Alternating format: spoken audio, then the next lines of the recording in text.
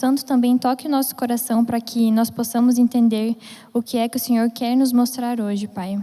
Perdoa os nossos pecados, Pai. Por favor, coloca no nosso coração a vontade de sempre querer fazer o melhor e ser mais parecidos contigo. Também te pedimos em especial por esses dízimos e pelas ofertas que foram colocados aqui, Pai. Te agradecemos porque o Senhor coloca no nosso coração a vontade de devolver o que pertence a Ti, Pai. Abençoe-nos durante esse culto e envia-nos o Teu Santo Espírito, Pai. É isso que te pedimos, o Seu santo nome. Amém.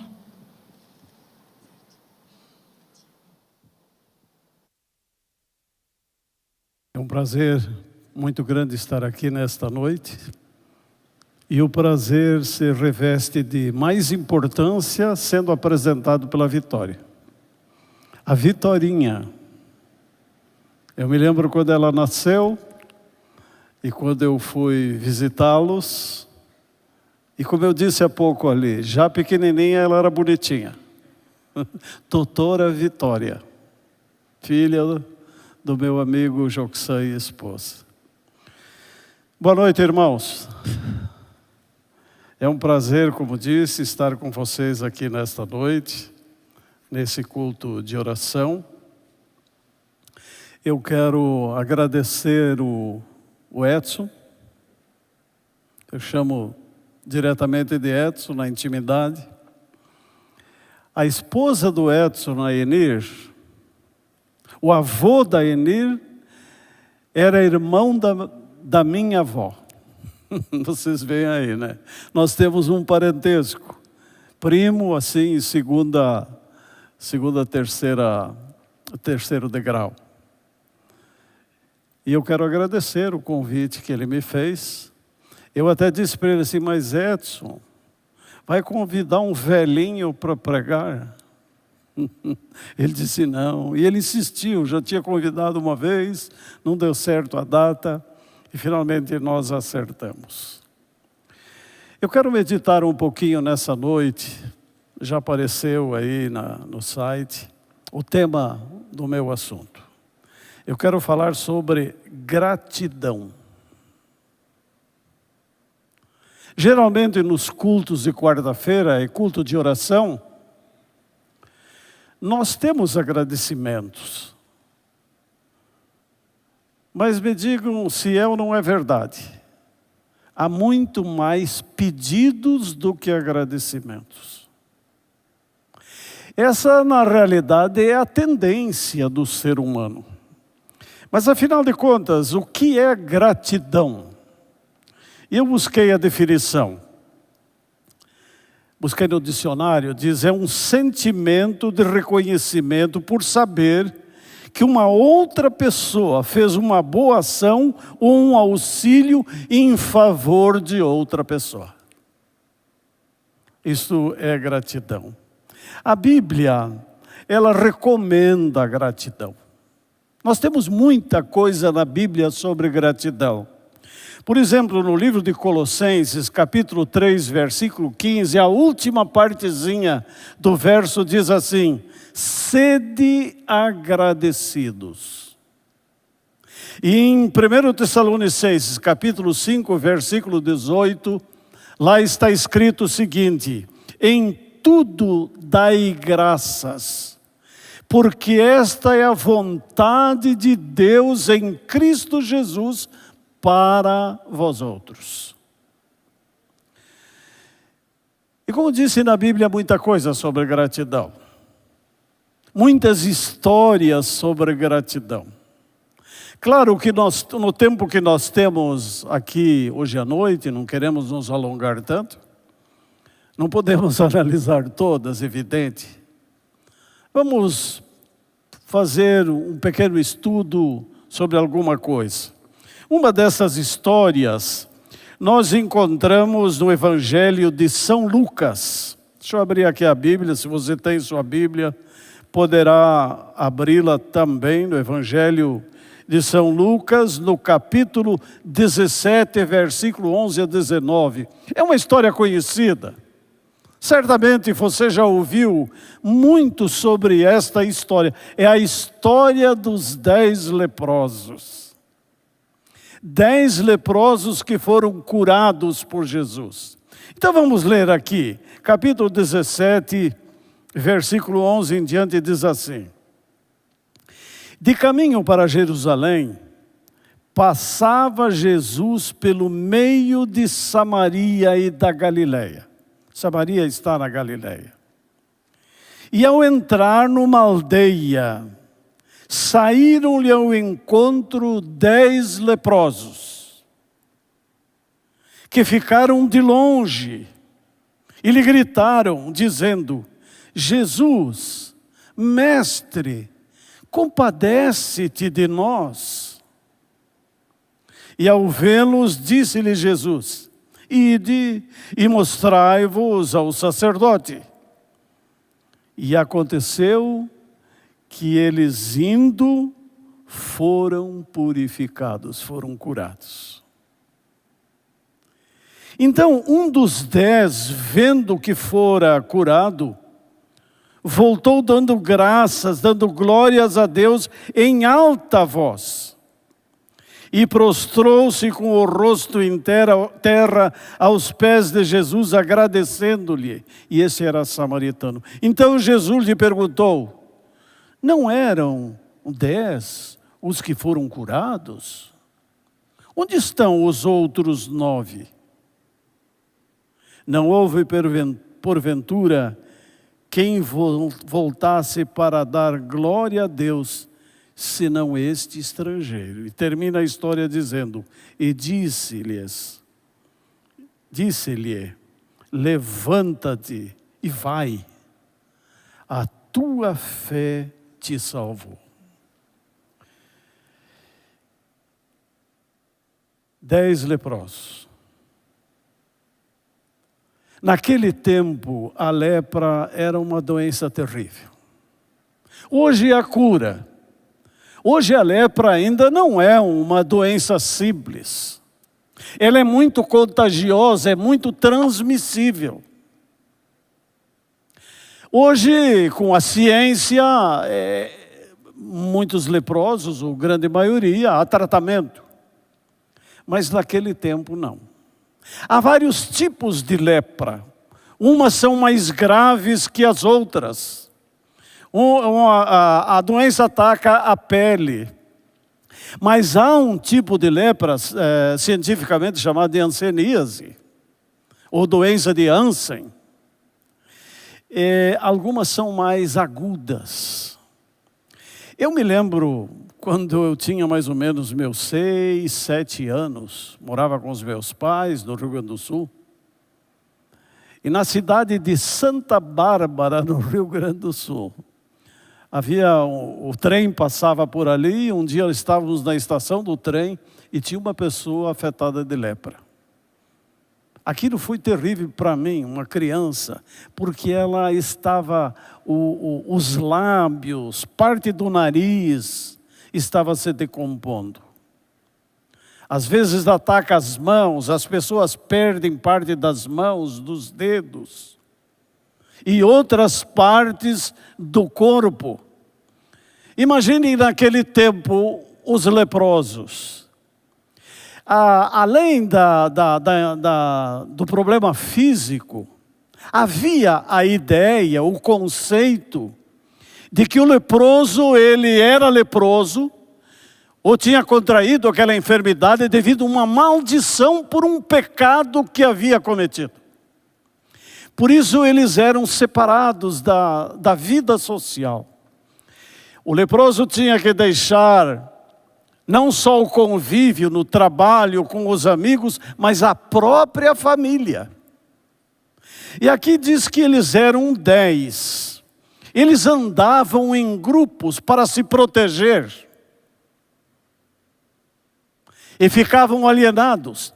Aqui diz que quando eles viram a Jesus, eles sabiam dos feitos de Jesus, das obras de Jesus, as curas, as pessoas que tinham sido curadas por ele. E quando eles viram a Jesus, eles pensaram: bem, essa é a nossa vez, ou agora ou nunca. E começaram a gritar: Jesus, tem compaixão de nós. E o que foi que Jesus disse? Tá bem, vai lá e se apresenta ao sacerdote. Porque naquele tempo, os sacerdotes que podiam atestar a cura daqueles que raramente eram curados. Aí voltavam ao convívio social. Diz que eles ficaram de longe.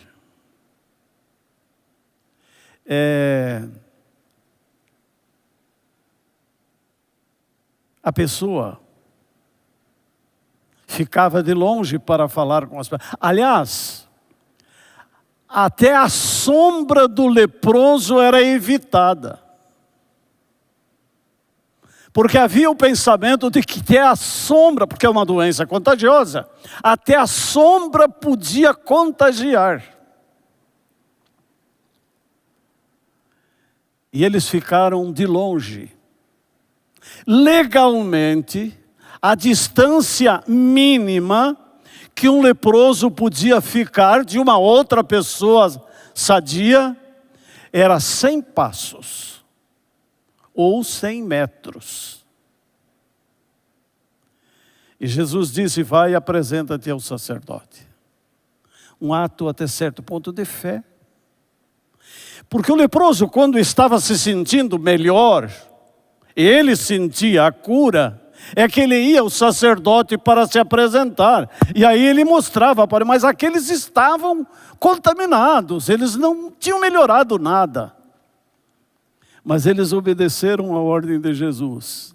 E aqui um ato de fé. Jesus ordenou, Jesus pediu, Jesus orientou. Bem, essa é a nossa chance, vamos nos apresentar aos sacerdotes. E quando eles se apresentaram, o sacerdote atestou que eles estavam curados. Mas aqui nós temos o detalhe daquele que voltou. Eram 10 e voltou apenas um para agradecer. Nós conhecemos essa história faz tempo, não é? Todo estudante da Bíblia praticamente conhece essa história. E o que voltou não era judeu, era samaritano. Havia uma rixa, havia um preconceito, especialmente dos judeus com respeito aos samaritanos. Mas o estrangeiro é que voltou para agradecer. E aí Jesus pergunta: e os outros 9? Onde é que estão os outros 9? Alguém disse que esta pode ser a proporção das pessoas que praticam a gratidão. Pode ser. E até certo ponto a gente pode admitir isso. Porque agradecer, o número de pessoas que agradecem é menor do que aquelas que pedem. Assim é também com respeito à vida espiritual, assim é com Deus. Por isso que eu disse no início, geralmente nos cultos de oração, nós temos muito mais pedido do que agradecimento. Tem agradecimento? Tem, mas a proporção talvez possa ser exatamente a proporção dos 9 e daquele único leproso. 10% agradeceu aquele único leproso. 90% esqueceu das bênçãos que tinham recebido de Jesus. A cura, milagrosa cura, bênção que tinham recebido do Mestre. Bem, é uma história para a gente também analisar e seguir o conselho do texto que eu li inicialmente. Sede agradecidos. Como o mundo seria diferente se houvesse mais gratidão? Mais gratidão na família, mais gratidão entre os amigos, mais gratidão até entre os desconhecidos. Porque todos os dias nós temos motivos de gratidão. Gratidão para Deus, o principal motivo, mas gratidão também para com o nosso próximo. Como deveríamos ser mais agradecidos? Por isso a Bíblia diz: sede agradecidos. Há outras histórias, mas eu queria nesta noite, irmãos, eu queria me deter numa outra história e analisar um pouquinho mais com os irmãos. Essa outra história, ela encontra-se em 3 evangelhos. Evangelho de São João, Evangelho de São Mateus e no Evangelho de São Marcos. Eu não tenho tempo para examinar a descrição dessa história que eu vou me referir em cada um dos evangelhos.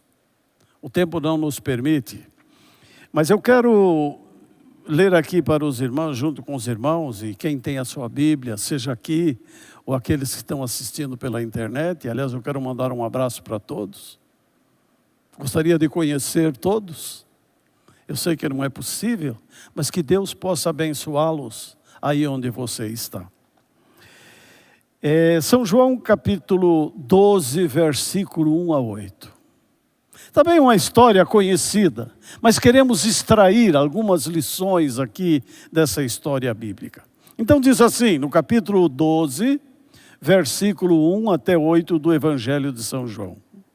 6 dias antes da Páscoa, notem, 6 dias antes da Páscoa, foi Jesus para Betânia, onde estava Lázaro, a quem ele ressuscitara dentre os mortos.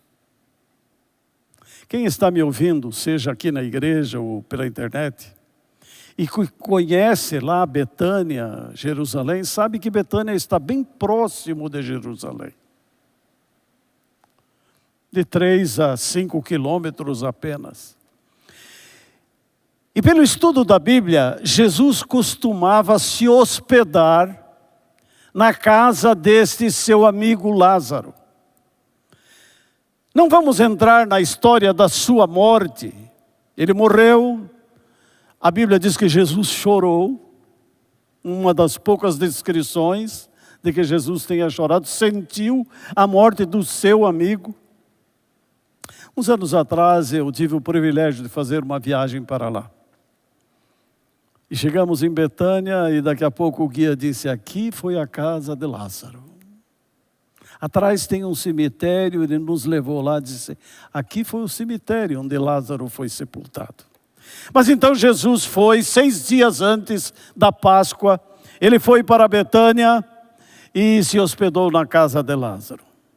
E aqui diz o verso 2, deram-lhe, pois, uma ceia.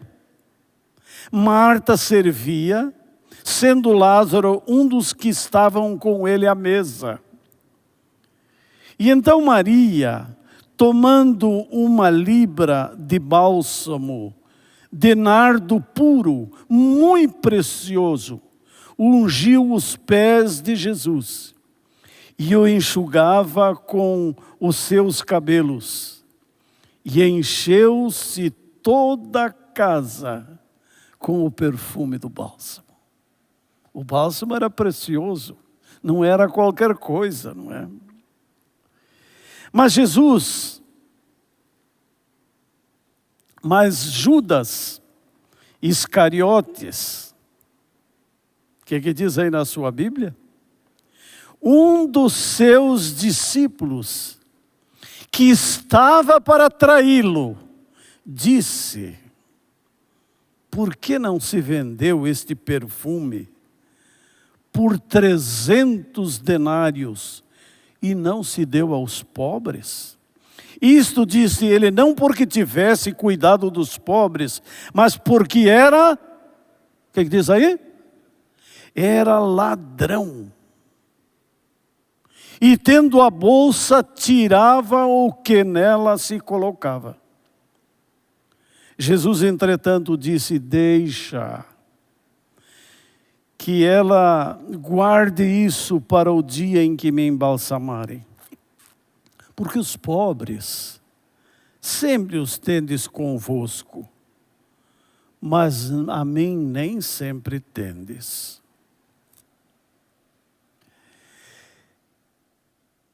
São Marcos e São Mateus, eles acrescentam alguns detalhes a esta história. Por exemplo, São João diz aqui que Maria ungiu os pés de Jesus. São Marcos e São Mateus dizem que foi a cabeça. Aí alguns questionam, mas é a mesma história? Mas como? Um diz que é os pés, outro diz que é a cabeça. Juntando as informações dos 3 evangelhos, e um pequeno parênteses, se é descrita em 3 evangelhos, ou mais do que um evangelho, a história descrita em mais do que um evangelho, dizem os estudiosos da Bíblia, é porque a história se reveste de uma importância maior. Então, como é descrita nos 3 evangelhos, esta história tem uma importância grande de lições para cada um de nós. Por isso que um evangelho descreve de um jeito, outro do outro, a gente forma o contexto. Então, no contexto, a conclusão é que Maria ungiu os pés e também a cabeça de Jesus.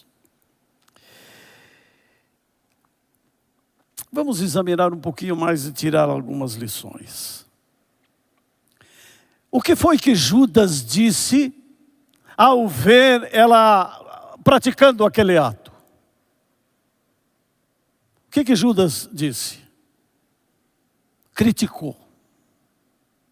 Mas é absurdo isso. Mas que desperdício!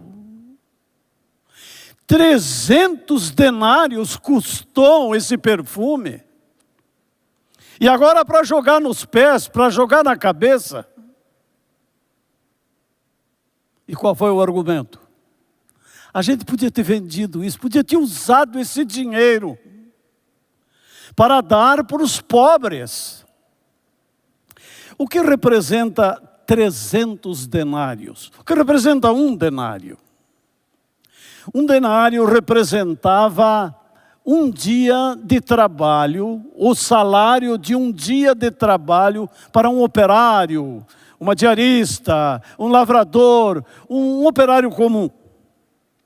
Bem, um dia de trabalho, eram 300 denários, um denário um dia. Quantos dias de trabalho? 300 dias. 300 dias é quase um ano de trabalho para comprar um perfume.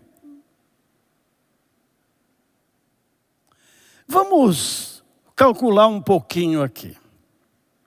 Digamos que um operário comum, uma diarista, ou talvez um pedreiro, servente pedreiro, receba hoje em torno de R$200 por dia. Pode ser que alguns ganhem mais, pode ser que alguns ganhem menos. Vamos pegar a média, R$200. R$200 vezes 300 dias, dá quanto? Na minha conta, se eu fiz certo, não sei se fiz certo, dá R$60 mil. R$60 mil foi o preço que Maria pagou por aquele perfume. Foi o valor do perfume de Maria.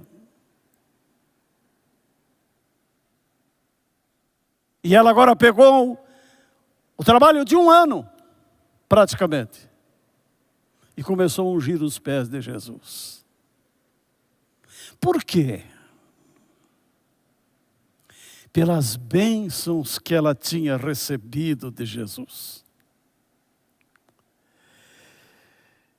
E aí vem a pergunta: que bênçãos? E a Bíblia responde: Jesus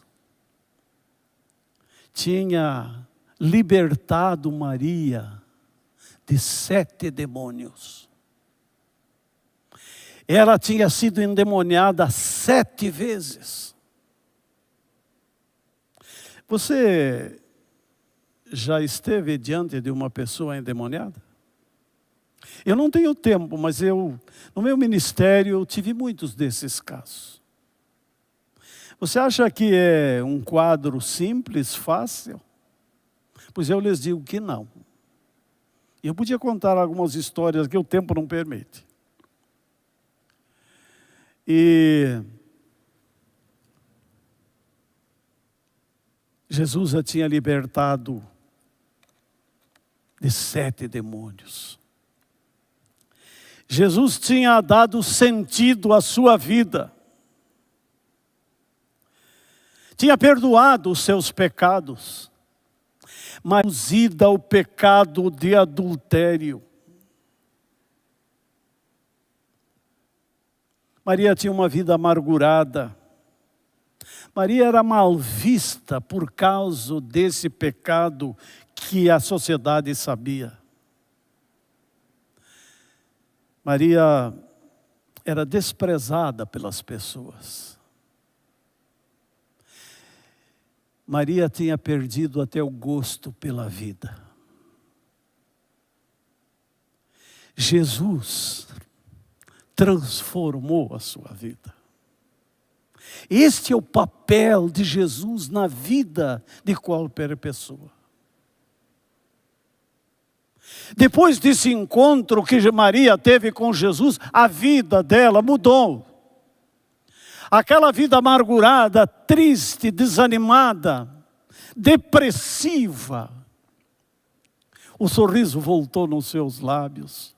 A esperança tomou conta dela. Mais do que isso,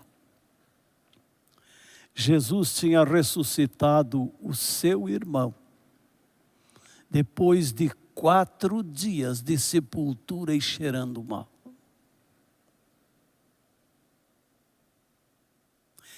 Você já perdeu um irmão?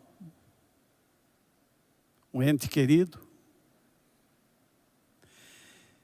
Eu perdi o meu irmão. Meu irmão era pastor, 10 anos mais velho que eu. Faz 7 anos que ele faleceu. Aí 2 anos e pouco eu perdi minha irmã mais velha. Talvez eu estou falando para alguém que perdeu um irmão, perdeu um pai, uma mãe. Semana passada eu perdi 2 amigos, colegas. Vocês talvez foram informados. Pastor Osmar Reis. Ele trabalhou um tempo na divisão sul-americana. E o pastor Arlindo Rossi. Pastor Osmar foi um grande amigo, o Arlindo também. Eu estudei com o pastor Osmar 9 anos na mesma classe. 4 anos de teologia. Nos formamos em teologia. Embora não fosse meu irmão carnal, meu colega de ministério. Mas eu fiquei muito triste com a perda desses 2 amigos. Imagina, um irmão. Jesus tinha dado esta bênção para Maria. Você pode imaginar a alegria que ela sentiu. Primeiro a tristeza, junto com sua irmã Marta. Mas o milagre da ressurreição.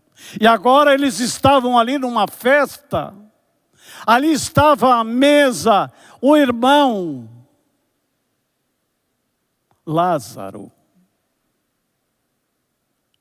Junto com Jesus, que o tinha ressuscitado, que tinha transmitido tantas bênçãos para Maria. Ela estava feliz. E ela queria demonstrar aquela sua gratidão. Por isso que ela comprou aquele perfume. Muito sacrifício. Quase 1 ano de trabalho. Irmãos, eu estou olhando ali o relógio, mas quantas lições. E eu quero tirar algumas mais nesse pouco tempo que temos. Maria até nem sabia bem o que ela estava fazendo. O Espírito de Profecia diz isso. O Espírito de Profecia diz que foi o Espírito Santo que a induziu, que a influenciou a tomar aquela atitude para ungir Jesus com aquele perfume. Marcos diz que ela quebrou um vaso. Marcos diz que foi um vaso de alabastro. E eu entrei com isso aqui, e eu quero dizer para vocês que isso aqui é um vaso de alabastro.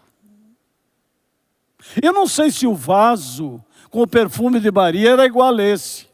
Este vaso eu comprei lá em Jerusalém. Lá perto de Betânia. Foi que eu comprei esse vaso, já está comigo há alguns anos.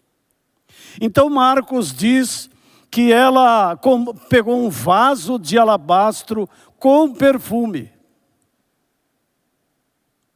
E que o vaso foi quebrado. Também tinha uma lição. Também havia um ensinamento. Representava o corpo de Jesus, que seria quebrado, dilacerado, moído, espezinhado, como conhecemos a história. E isso estava para acontecer há poucos dias.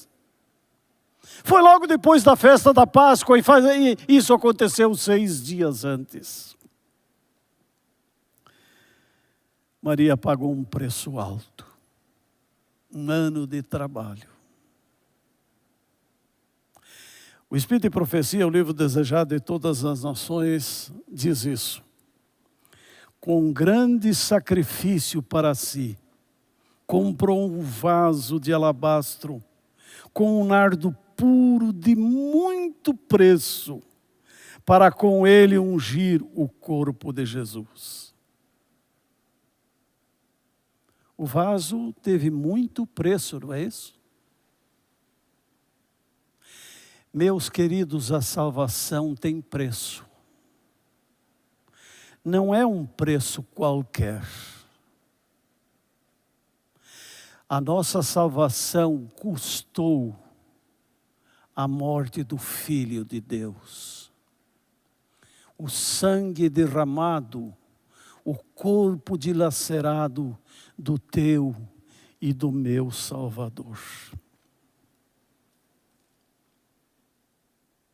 Quando o vaso foi quebrado, São Mateus diz que o perfume, São João também diz isso, que o perfume exalou. Até que Maria, diz o Espírito de Profecia, ela queria aquele ato assim um pouco mais sem muita divulgação. Mas quando ela quebrou o perfume, e o perfume exalou, e encheu a sala, e eu posso imaginar que até que saiu para fora, entre aquela multidão que estava ali, porque não eram poucas pessoas. A história da ressurreição de Lázaro tinha sido propagada. Eu penso que o Jornal Nacional daquele tempo colocou em manchete: Lázaro foi ressuscitado, já estava em decomposição. E uma multidão afluiu para lá porque, primeiro era a festa da Páscoa, os judeus vinham de todas as partes. Em segundo lugar, a curiosidade. Será que o tal Lázaro que tinha morrido, ressuscitou, vai estar na festa? Será que ele vai falar? Será que ele vai contar alguma coisa da sua morte? E a Pena Inspirada diz que ele ficou quieto. Ficou quieto, sabe por quê? Porque ele não sabia de nada. Só sabia a história por alto, não os detalhes da sua morte, porque a Bíblia diz: os mortos não sabem coisa nenhuma.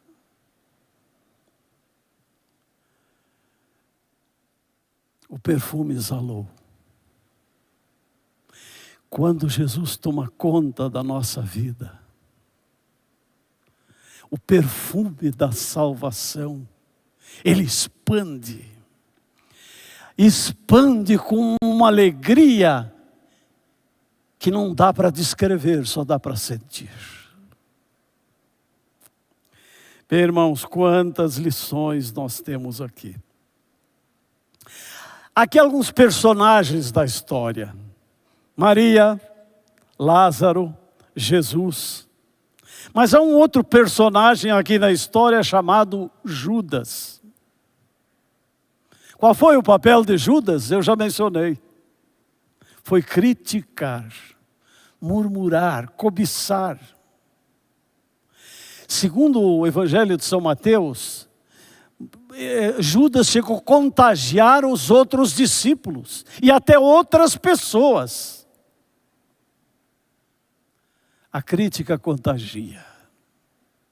É ou não é? Deixa eu falar uma coisinha baixinho. Crítica na igreja. Escuta, contagia ou não contagia? Isso não tem na igreja, pastor. Será que não? A crítica de Judas contagiou os outros. Quem era Judas? Bem, a Bíblia disse, nós já lemos. Quem era Judas? Era discípulo de Jesus. Ah, Judas, discípulo de Jesus. Mas a Bíblia também diz aqui em São João, quer ver?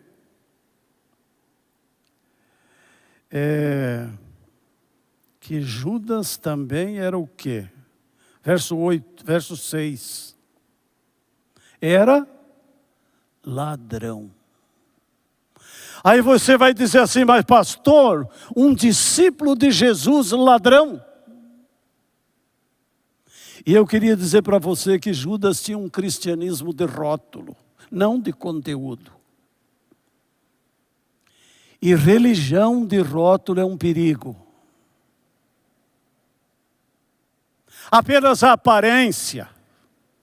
Não tem o conteúdo, apenas o papel do lado de fora. E assim era Judas.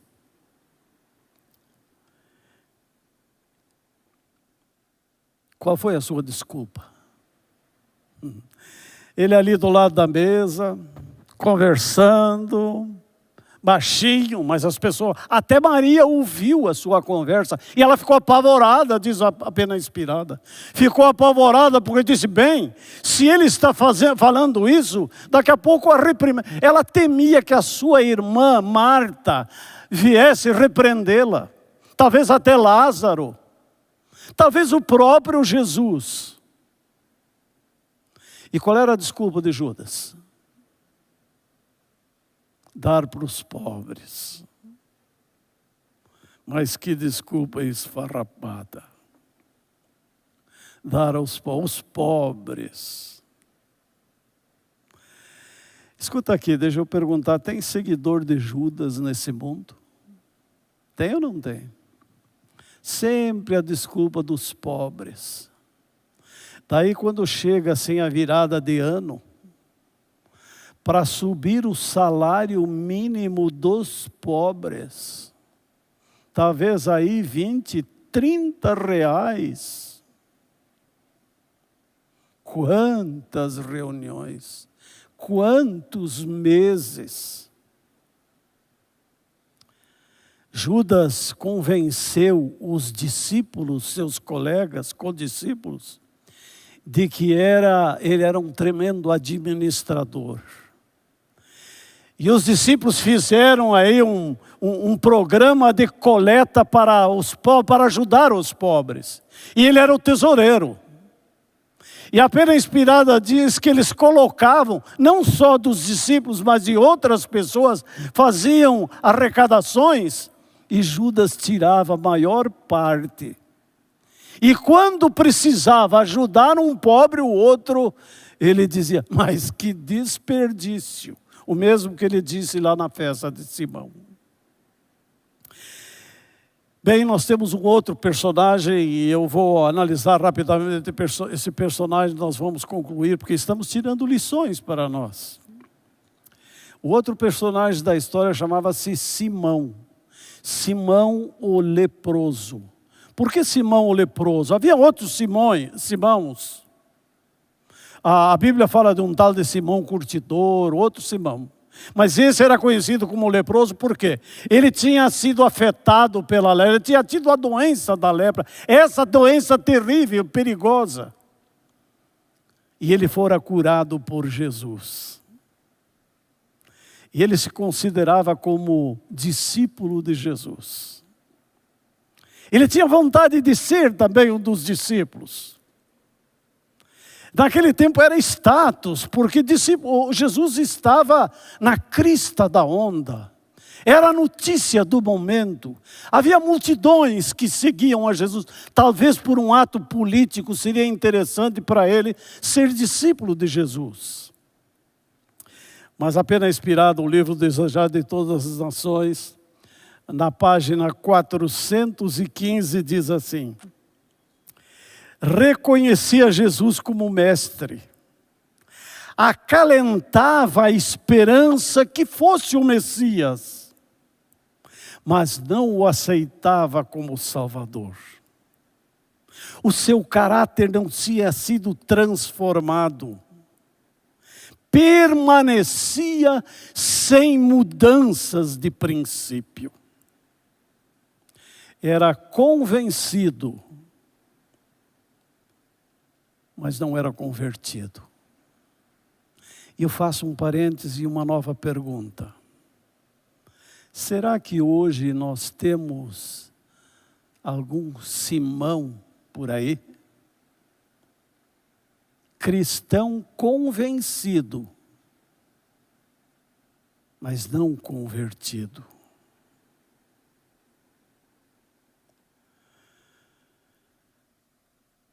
Simão foi tremendamente influenciado por Judas. E pela influência de Judas, ele se convenceu que também estava errado o que Maria estava fazendo. E ele começou a razoar consigo. Se realmente Jesus fosse um profeta, fosse o Messias, Jesus saberia quem era aquela mulherzinha que estava ali.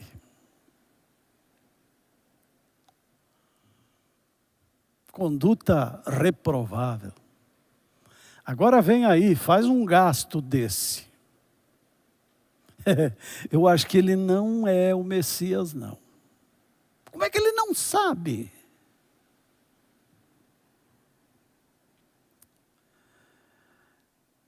Jesus sabia. Jesus conhecia o passado, o presente e o futuro de Maria. Jesus conhece a sua vida e a minha também. O seu passado, de onde você veio, de onde eu vim.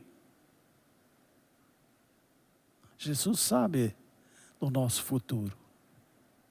Jesus conhecia tudo de Maria, mas Jesus também sabia tudo de Simão. Foi Simão que induziu Maria ao adultério. E agora estava querendo condená-la.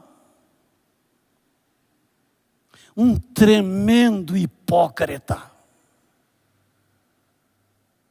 O que é hipocrisia? A palavra hipocrisia era usada nos tempos bíblicos pelos palhaços do circo. Iam fazer sua apresentação e colocavam a hipocrisia, uma máscara, para aparentar aquilo que eles não eram. Simão era um tremendo hipócrita. Jesus poderia ter desmascarado Simão, contado a sua história. Simão, mas você, Simão, olha o teu passado, você está pensando que eu não conheço? Jesus poderia ter desmascarado Simão, mas não fez. Vocês sabem por quê?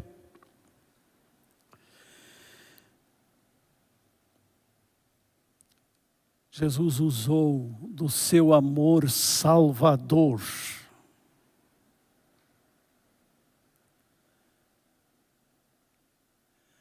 Jesus chamou Simão à parte. Eu posso ficar imaginando, irmãos. Talvez Jesus tenha dito para Simão, irmão Simão, talvez o nosso linguajar, quando vamos falar com um membro da igreja, irmão Simão, vem aqui um pouquinho. Vamos conversar um pouquinho aqui, separado. Eu vou te contar uma historinha, Simão. Vamos aqui de lado. E Jesus, então, falou para Simão o que está no Evangelho de São Lucas, capítulo 7, versículo 40, até o alguns versos à frente. Chamando Jesus à parte, Simão à parte, ele disse, aqui diz a Bíblia, dirigiu-se Jesus ao fariseu. Ele disse, Simão, uma coisa tenho a dizer-te. E ele respondeu, dize, mestre. E aqui ele contou a historinha. Certo credor tinha 2 devedores. Um lhes devia 500 denários e outro 50. E não tendo nenhum dos 2 com que pagar, perdoou-lhes a ambos. Qual deles, portanto, o amará mais? E aí Simão respondeu, suponho que aquele que mais perdoou. Replicou Jesus, julgaste bem. E voltando-se para a mulher, disse a Simão, vê esta mulher? Entrei em tua casa e não me destes água para os pés. Esta, porém, regou os meus pés com lágrimas e o enxugou com seus próprios cabelos. Não me deste ósculo. Ela, entretanto, desde que entrei, não cessa de beijar os meus pés. Não me ungiste a cabeça com óleo, mas esta com bálsamo ungiu os meus pés. Por isso te digo, perdoados lhes são os seus muitos pecados, porque ela muito amou, mas aquele que pouco se perdoa, pouco se ama. Então disse a mulher, perdoados te são os teus pecados. Que lição, meus queridos irmãos. Jesus colocou pelo seu amor, misericórdia para com Simão. Jesus colocou sobre ele a responsabilidade da sua sentença. E a pena inspirada diz que estas palavras começaram a entrar na mente de Simão. E o Espírito Santo começou a trabalhar. E ele reconheceu que aquele que tinha sido perdoado pela dívida, o que mais devia representava a sua vida. E o Espírito Santo trabalhou e Simão transformou a sua vida.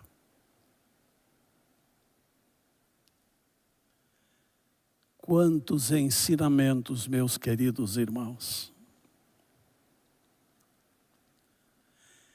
Eu preciso concluir.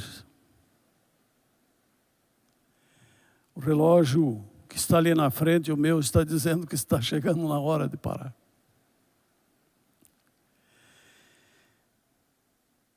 Mas lembre-se o texto inicial. Sede agradecidos. Em tudo, sede agradecidos. Devemos ser agradecidos, irmãos. Cada dia, cada momento, quanta coisa para agradecer. Em primeiro lugar, nós devemos agradecer a Deus. E eu queria responder uma pergunta que faço: por que agradecer a Deus em primeiro lugar? E eu quero responder essa pergunta lendo aqui na Bíblia, na palavra de Deus, no Salmos capítulo 100, versículo 4 e 5. Nós temos aqui a resposta, especialmente o verso 5. Por que agradecer a Deus em primeiro lugar? E o salmista responde: porque o Senhor é o quê? O Senhor é bom. E sua misericórdia dura para sempre. De geração em geração a sua fidelidade. Deus é o quê, meus irmãos? Deus é bom. Você já experimentou a bondade de Deus? Eu já experimentei, irmãos, em muitas ocasiões. Como Deus é bom. Cada noite eu dobro os meus joelhos e agradeço a Deus por mais um dia de vida. A Bíblia diz que são as misericórdias de Deus a causa de nós não sermos consumidos. Lamentações 3, verso 22. Particularmente, irmãos, como Deus foi bom para mim. Quantas experiências eu podia contar a vocês. Não vou me alongar. Mas há 14 anos atrás, eu sofri um infarto fulminante. Eu estava dirigindo na Manuel Ribas, indo para Santa Felicidade. Eu senti o infarto. Eu olhei no retrovisor do carro, eu estava branco. E eu senti que ia morrer no volante. E eu clamei para Deus e disse: Senhor, me salva, não me deixa morrer. Eu ainda estava na ativa. Estacionei o carro, liguei para a associação. Pastor Homero Nemes, alguém talvez o conheça. Ele era revisor da divisão, morava em Curitiba. Foi onde eu estava, me levou aqui para o hospital São Vicente. Eu fiz 3 angioplastias. Eu tenho 8 estendes aqui no meu peito. Mas já faz mais de 14 anos que eu ainda estou vivo pela resposta desse Deus bom. Eu trabalhava em Minas. E estava indo para um encontro de oficiais no sul de Minas, próximo da cidade de Poços de Caldas. E entre a cidade de Três Corações, onde o Pelé nasceu, e a cidade de Varginha, estávamos numa reta. Quem conhece Minas sabe que lá quase não existe reta, é quase só curva. Nós estávamos numa reta a 120 por hora. O motorista era o pastor Antônio Tostes, que é o diretor da Novo Tempo hoje. E um caminhão graneleiro vinha no sentido contrário, ele tombou, fechou a pista e nós batemos a 120 por hora. O para-choque do nosso carro veio na altura do para-brisa, Eu bati a minha cabeça no para-brisa ali. E fiquei ali, irmãos, o carro todo amassado. Passou um ônibus, depois me contaram, cheio de gente, pararam para ver o acidente e olharam: esse aí morreu. O corpo de bombeiros veio, cerrou o carro, me levou para o hospital na cidade de Varginha. A Golden Cross mandou um avião, uma UTI aérea, e me levaram para o Rio de Janeiro num colchão de água inconsciente. Mas esse Deus bom devolveu a vida para mim. Aleluia! Louvado seja esse Deus maravilhoso. Eu podia contar outras histórias. Faz uns 2 anos, minha esposa e eu, nós estávamos indo para o oeste de Santa Catarina, a cidade de Chapecó, onde meu filho trabalha, tem uma clínica. Um pouco antes de Chapecó, uns 20 quilômetros antes, havia uma curva, uma estrada muito movimentada. E havia uma pequena curva nesse sentido. E vinha no sentido contrário uma fila de carros e tinha faixa contínua entre uma pista e a outra pista simples. Nós íamos daqui para lá. E naquela situação um caminhão resolveu podar aquela fila de carros, exatamente naquela curva, com faixa contínua. E aí o coração bateu, vou para o acostamento, e se ele vier?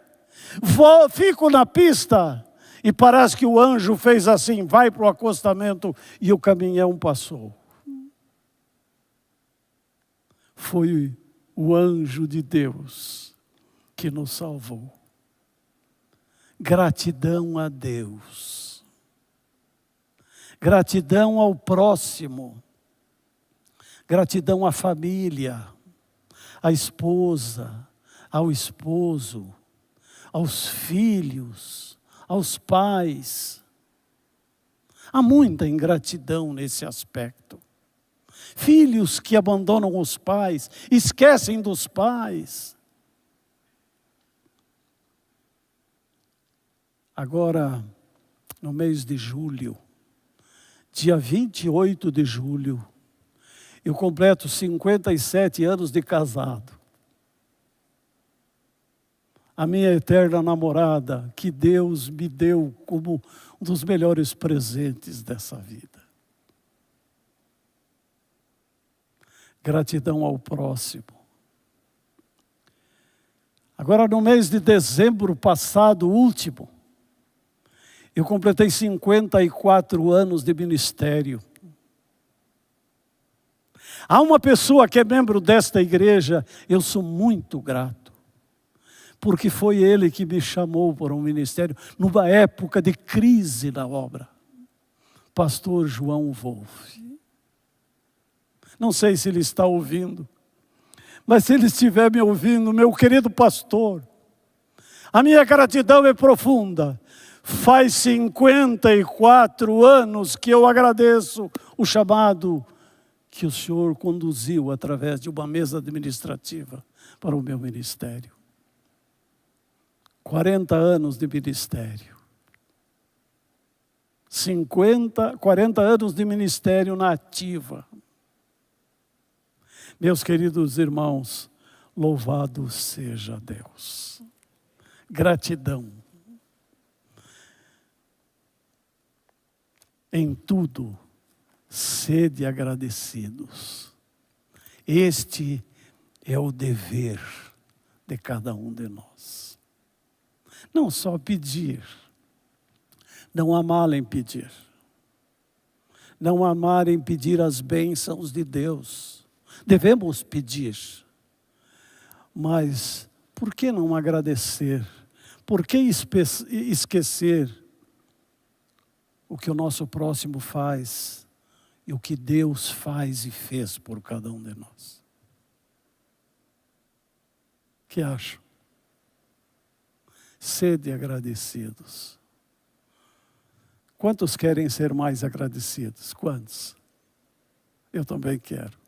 Mais ainda, mais e mais. Vamos ficar em pé para orar.